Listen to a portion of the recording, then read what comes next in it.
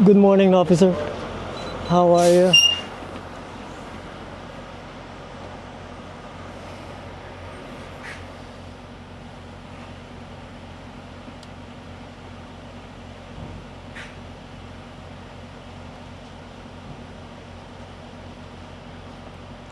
How long away for?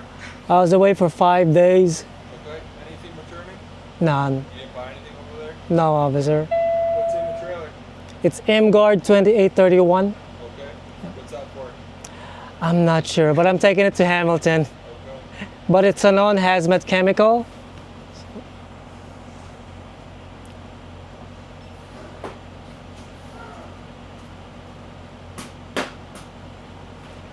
Have a good night, man. Thank you, officer. Happy Labor Day to you. Thank you.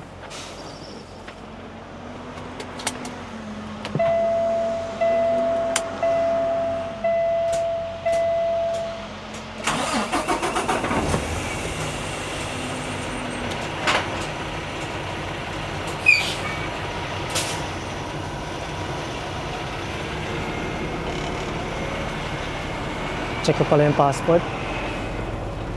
Hindi ko chinek ah. Mismo. Ay, welcome back to Canada, man. Grabe talaga yung traffic na yun, man. Naubos oras ko doon. Mga 2 oras yata yung naubos sa akin. Ano ba yan? Kukwento ko na lang bukas. Dahil wala na eh, hindi nakaabot sa yard. 2 oras kalahati na lang sana yung yard. Kaso lang, dahil nga naubos yung oras ko dyan sa border, putik. Ano ba yan? Matutulog na lang ako dito sa isang truck stop sa Sarnia. And ikukwento ko sa inyo bukas kung ano nangyari. Yawn! Ito ay Sabado, August 30, 2025.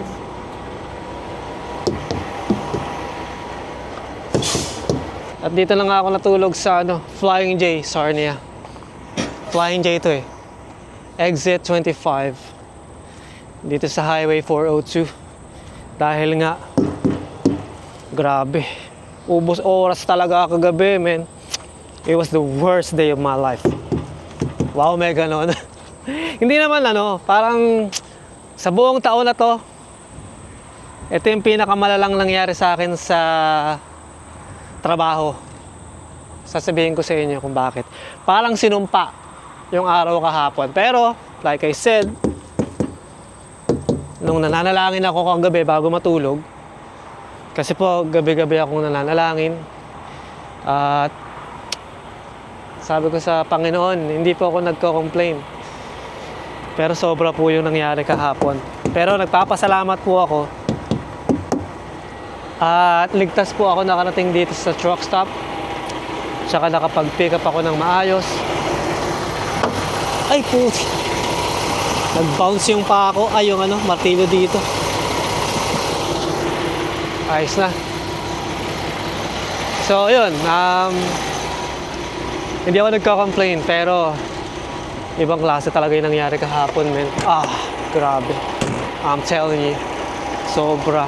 Ngayon ay alas 12. Mag-aalas 12:30 na ng tanghali. Araw nga ng Sabado. Makakauwi tayo mamaya sa bahay ng mga... Actually sa yard, mga alas 2 nandun ako or mga 2:30. So, makakauwi na tayo ngayon sa bahay, men.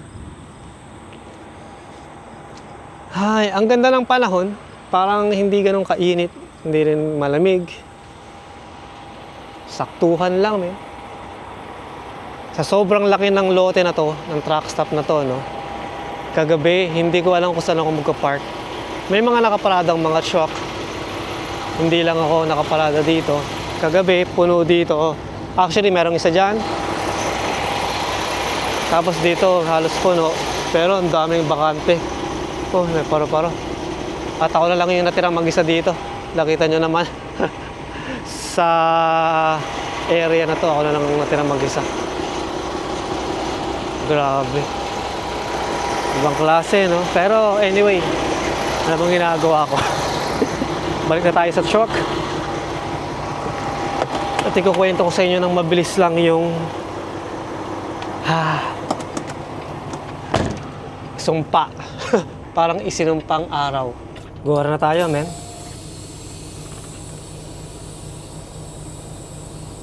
Ayos na.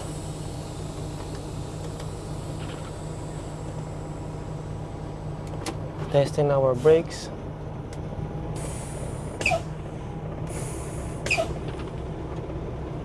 Ayos na.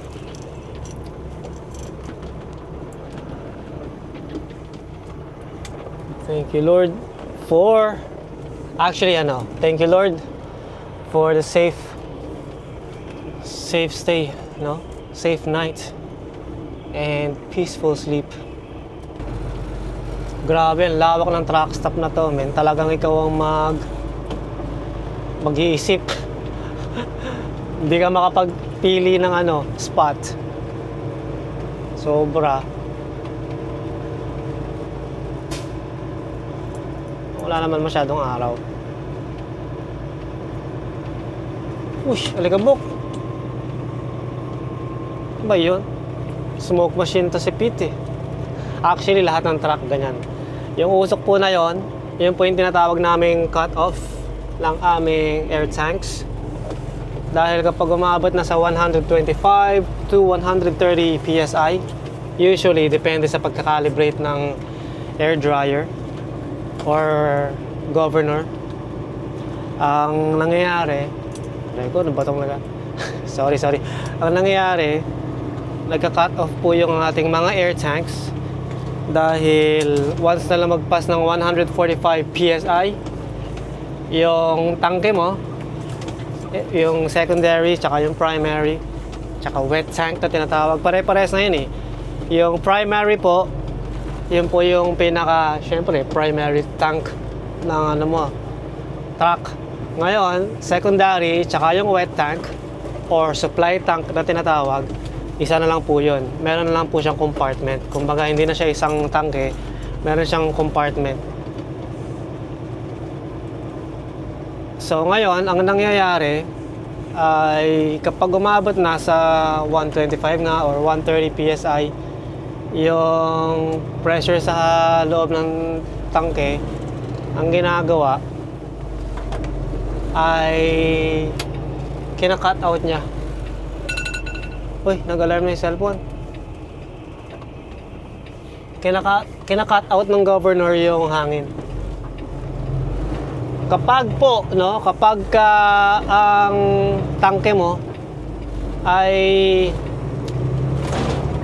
145 PSI na, hindi pa siya nagka-cut off. Teka, east ba tayo? London? Tama, London. Eastbound. Kasi yung westbound ay Sarnia. Eastbound tayo. Sige, eastbound. Kasi nasa Sarnia tayo, papunta tayong London. Ngayon po, ano ba yung sinasabi ko? 145 PSI. Ibig sabihin, hindi, defective po. Defective yung inyong governor settings. Yung pinaka-assembly ng air, tawag ninyo? Ang tawag doon? Air compressor, air dryer, tsaka yung governor, hindi nakakalibrate. So, dapat i-adjust po yun. Yung akin, every time na magka-cut out siya, or cut off, 129 or 130 PSI. Yung secondary and yung primary is about 128 PSI. Kaya pag po nag-cut off yun, ewan ko, dito lumalabas sa may ilalim ng bunk, sa driver's side, or sa gitna, hindi ko po alam kung saan banda. Yun po ang hindi ko alam kung saan nanggagaling yung gumagano na hangin. Pagka gumano na po yun, ibig sabihin nag-cut out na yung yung tangke, talagang para kang binaril ng pellet gun nun, men. Yun nga lang, itong truck, nakatutok siya sa ilalim, kaya yung buhangin, o kaya putik, o kaya tubig, tatalsikan niya mga yan, men. Parang sumpit. Tama ba yun, sumpit? Para kang nasumpit. Malakas na pressure yun. So anyway, ikukwento ko na ng mabilis yung nangyaring parang sumpa na tinatawag, no? So, ayun na nga, no? Nandun tayo sa Sensi, Ohio. Putik na yan. Di ba alas 12 ba yun? O alas 11, umalis na ako ng alas 11 ron. Dumating ako sa customer ng mga, sabihin mo ng 11:55, ganon. Kasi medyo traffic sa downtown. Hindi naman downtown yun eh, yung parang pinaka city limit ng Cincy. Dahil nga construction. Grabe. Pagdating ko sa customer, naghintay pa ako ng hanggang 1 o'clock, 1 p.m. Dahil meron daw nag-unload na truck doon sa spot kung saan ako ilo-load. Madalit salita, tumawag sila ng alauna. Sabi nila, you can go ahead and go to the spot. Parang ganon. Pagdating ko doon, binuksan nila yung mga valve sa likod. Tapos binuksan nila yung taas. Wala pang 10 minutes, pinuntahan ako ng loading personnel. Sabi niya sa akin, men, I'm sorry, we cannot load you today. Sabi niya. Oh, sabi ko, bakit? What's wrong? Dahil daw yung trailer, meron daw funky smell. Siguro dahil yun sa dahil yun sa chemical na kinalga natin nung nakaraan, yung lason nga. Putek, parang amoy lason yata. Ako yung humihila ng trailer, wala naman ako naaamoy, pero syempre, binuksan nila. Madalit salita, meron siyang strange smell. Tapos, nung tinignan nila yung taas, yung loob ng trailer, yung bandang gitna lang, kasi yun lang naman yung makikita talaga, para daw merong mga spots. Madalit salita, hindi nalinis ng maayos. So, madalit salita, mga 1:30 na yata yun, nakaalis ako doon, or mga 1:15 ng tanghali. Bumalik ako ng tank wash, pinahugasan ko, sinabi ko sa mga personnel or sa mga naglilinis ng mga trailer na nagpahugas ako dito kahapon, and ngayon pagpunta ko ng customer, na-reject yung trailer dahil meron daw odor, tapos meron daw mga spots sa loob ng trailer, and pwede bang pakihugasan nyo yung trailer ngayon din, kasi magsasara yung customer ng alas 4. Mga alas 2 na yun, men, or 2:15, mga ganun, basta mga bandang ganong oras. Sabi sa akin ng naghuhugas, I'm not sure, we'll try our best, but 4 o'clock is probably the time that we're gonna get this trailer done if you want it washed right away. Kasi nga, hindi naman ganun kabilis matapos yung paghuhugas ng trailer, no? Ngayon, syempre, bago naman ako umalis sa customer, ang sabi nila ay, if you can come back before 9 p.m., bukas pa naman kami noon, sabi niya. Pero sinabi ko lang sa tank wash na hanggang alas 4 lang sila para bilisan lang nila. So yun na, naghintay ako doon mula alas 2 pasado na yun hanggang alas 4:30 na yata yun, men. Natapos nila. Tsaka ang isang kagandahan pala, sa pagbalik ko sa tank wash, yung hose na nilagay ko sa may hose tube sa likod, tsaka yung dalawang fittings, hindi nila hinugasan. So, madalit salita, pinahugasan ko na rin at the same time. Sabi nung naghuhugas sa akin, where did this hose come from and those two fittings? Because they weren't there yesterday when I cleaned this trailer up. Sabi niya sa akin na parang ginawa pa niya ako sinungaling. Sabi ko, it was just there the whole time. No, it wasn't there. I always make sure that I check my hose tubes before I clean the trailer. Gumagano siya. So, madalit salita, hindi na ako nakipagtalo. Sinabi ko, oh, sorry but it was just there. Could you just please clean it up? So, yun, nilinis niya yung hose, tsaka yung dalawang fittings. Butek, ito na. 4:30, umalis na ako ng tank wash. Pagbalik ko ngayon ng customer, check-in, nagpatimbang ulit ako. And then, wala lang hintay-hintay, pinadiretso na nila ako dun sa spot. Pagdating ko sa may spot, ang sabi sa akin ng tao, ano na yun, panghapon na. Umalis na yung panggabi. Yung pang umaga pala. Ang sabi niya sa akin, ako pala unang nagsalita. Ang sabi ko sa kanya, hi boss, I was here earlier but I got rejected because the trailer had a funky smell and some spots in it. But I had it re-washed already and now I'm here. Hoping for the best, sabi ng tao, I bet you do. I already rejected 2 trailers. Sabi ko, that one was probably me and the other one, I don't know. What happened with the other one? Same story, man. The trailer wasn't clean enough, sabi niya. So, sabi ko na lang, I hope it works well this time and I'm really hoping to go home, man. I bet you do. Ngayon, sabi niya, titingnan na niya yung trailer, ganyan-ganyan. Madalit salita, goods yung trailer. Nakapag-load, natapos ako mag-loading alas 7, men. Kasi nga mag-aalas 5 na yata yun. Nagsimula ako mag-aalas 5 na and alas 7 ako natapos. So ngayon, nung ibinibigay na niya sa akin yung papeles, sabi ko sa kanya, man, thank you for loading me. I really thought I'd be spending the long weekend here out on the road, but now I can finally go home.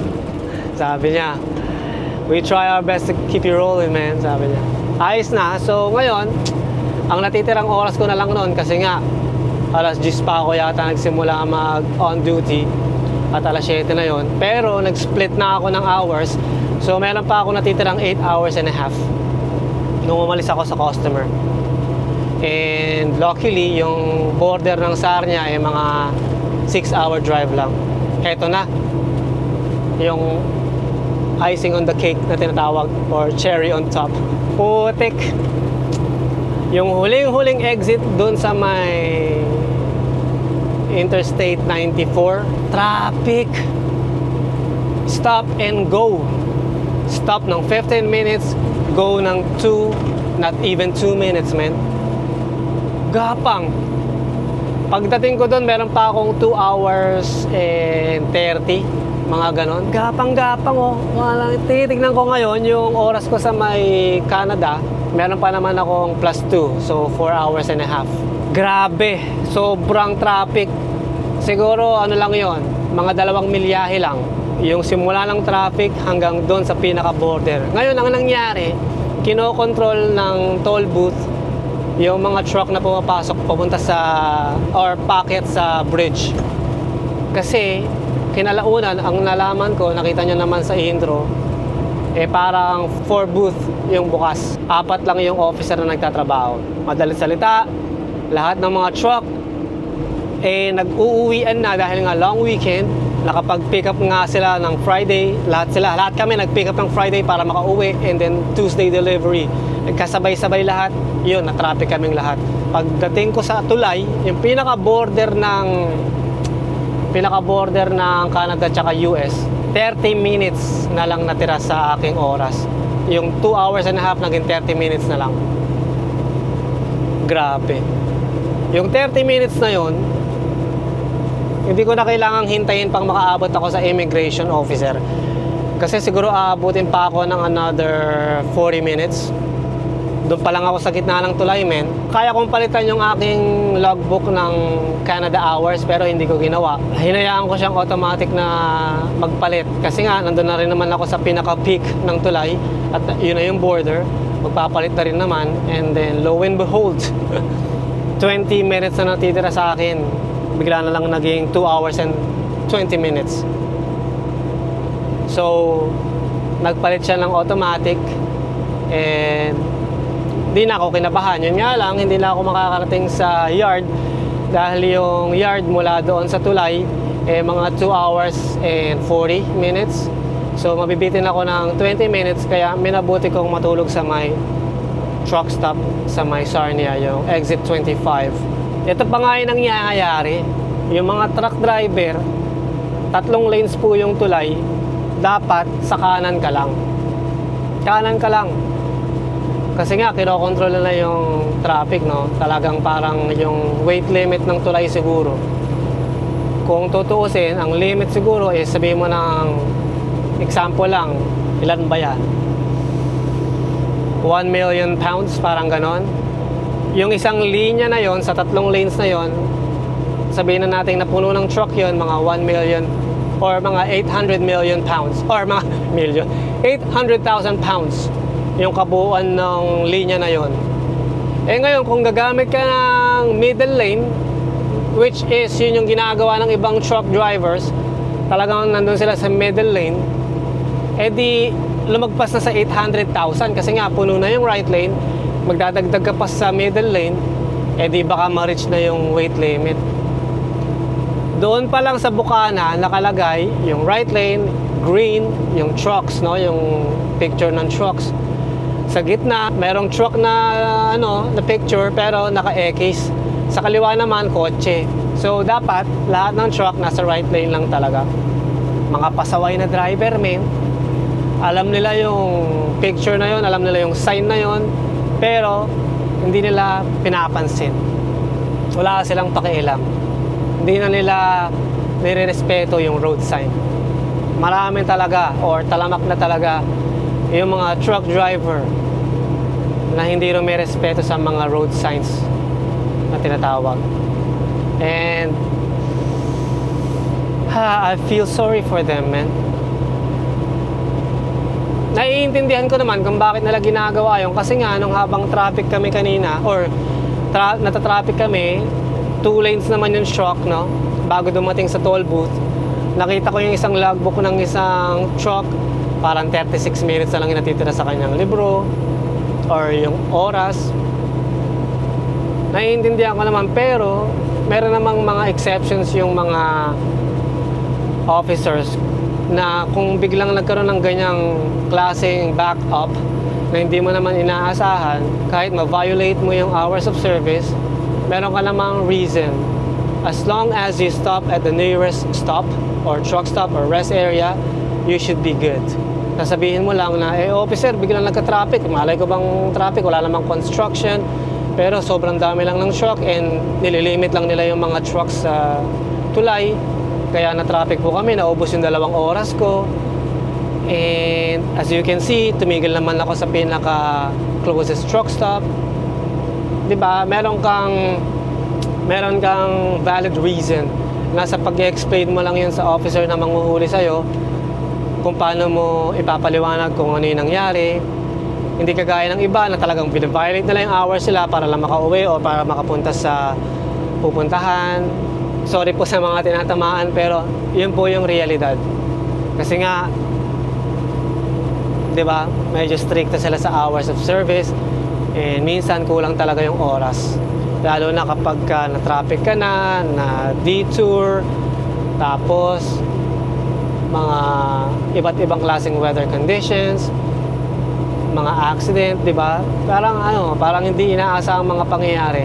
Pero ganun pa man yun, nakakalungkot lang dahil nga yung mga drivers, natuloy ng mga professional, hindi nila kayang sundin yung basic rules. And nakakalungkot lang. Ganun pa man, cheers pa rin tayo, man, dahil pauwi na. And hindi naman tayo nakapag-violate ng hours natin kahit ano pang nangyaring aberya. Siguro mas mahirap kung hindi ako nakapag-loading and nag-spend ako ng long weekend doon sa States. Yun siguro yung mas mahirap. Ganun pa man, nakapag-load pa rin tayo. Medyo nawala lang yung 9 hours talaga. 9 hours yung nawala amin kasi 9 o'clock dapat nasa bahay na ako. 9 p.m. ng Biyernes. Pero kung meron akong oras, makakauwi sana ako noon ng mga 5 o'clock. So ilan yun? 6, 7, 8 hours din yung nawala, men. Pero ganun pa man, may load na tayo, pauwi na tayo. Sabado ngayon, meron pa tayong Sabado night, Sunday night, and Monday night para sa pamilya. 3 nights is not too bad. So, cheers, man.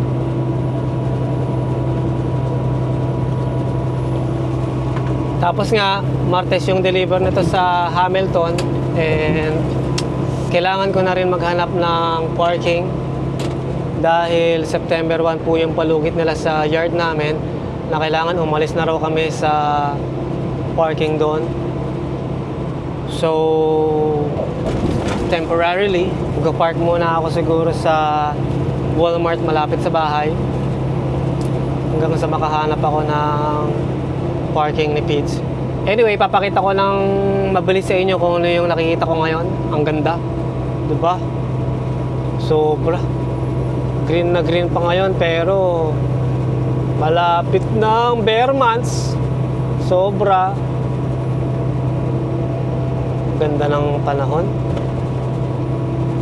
Hindi maaraw, tapos berde pa rin. Tamang-tama lang, men. Ilang kembot na lang. Mamumuti na naman to. Ayan na naman tayo. Isang nginig-nginig season. Ayos na. Anong kilometer na ba tayo? Walang nakalagay Pero yun nga, tinutumbok natin yung London. Tapos mag-exit ako sa Highway 403 papunta ng Hamilton. And then QEW. Tapos yun na, papunta sa yard namin. Ito ay 74. Mile marker 74. So itong Highway 402 ay merong mga 105 kilometers. So 74, meron pa tayo natitirang 26, 29 kilometers. Sabihin mo ng 30 kilometers. 30 kilometers, siguro mga 20 minutes, 15 minutes, mga ganun. And then from 402, magiging 401 na yon. And 401 to 403, siguro mga 45 to 1 hour. From QEW to our exit, mga 15 minutes na lang yun. Ganun pa man, less than 2 hours na lang ako. Hanggang makarating ng yard. And then, again, maraming salamat sa pagsama nyo sa akin sa araw ng Sabado na to, men. And ang susunod nating video, siguro ay sa Martes na, yung pag-deliver natin dyan sa Hamilton. And dito ko na muna siguro tatapusin to. At babawi tayo ng tulog mamaya dahil nga alas 4 na ako nakatigil kagabi. And tatapusin ko muna itong video natin.